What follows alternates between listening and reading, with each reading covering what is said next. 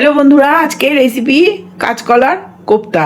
তো প্রথমে কাঁচকলা আলুগুলো সিদ্ধ করে নিয়ে তারপরে এইভাবে ম্যাশ করে নিতে হবে। তাতে পেঁয়াজ কুচি, লঙ্কা কুচি, এখানে বেসন হাফ বাটি আর হাফ বাটি ময়দা সব কিছু দিয়ে এটা ভালো করে মাখিয়ে নিতে হবে।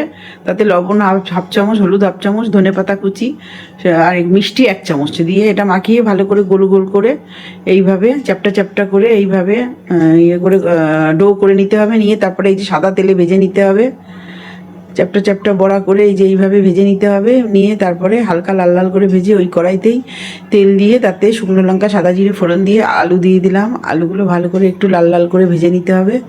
ভেজে নিয়ে তার মধ্যে একটু পেঁয়াজ কুচি দিয়ে দেবো, টমেটো হাফ দিয়ে দেবো, তারপরে জিরে আদা লঙ্কা পেস্ট দিয়ে দেবো। দিয়ে তাতে লবণ হাফ চামচ, হলুদ হাফ চামচ দিয়ে দেবো। দিয়ে ভালো করে এতে মশলাটা ভালো করে কষিয়ে নেবো। কষিয়ে তারপরে জল দিয়ে দেবো, আর তাতে গুড় দেবো হাফ চামচ। তারপরে ঝোলটা একটু ফুটে উঠলেই এতে এই বড়াগুলো ছেড়ে দেবো।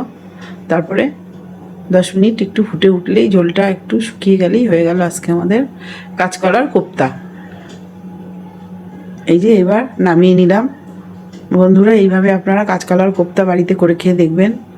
আর রান্নাগুলো যদি ভালো লাগে তো অবশ্যই একটা লাইক, কমেন্ট, শেয়ার করতে ভুলবেন না। রাধে রাধে, ধন্যবাদ।